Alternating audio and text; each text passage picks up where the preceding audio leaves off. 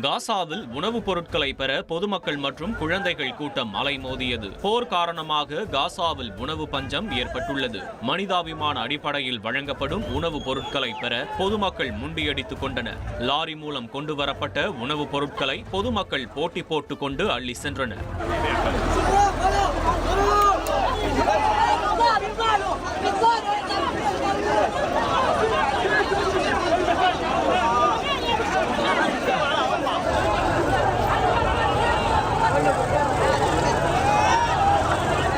குழந்தைகள் பசியால் உடல் மெலிந்து அழுவதற்கு கூட தெம்பின்றி காணப்படுகின்றன. உணவு சமைக்கப்படும் இடங்களில் பொதுமக்களும் குழந்தைகளும் பாத்திரங்களுடன் வந்து உணவை பெற முந்தியடித்தனர்.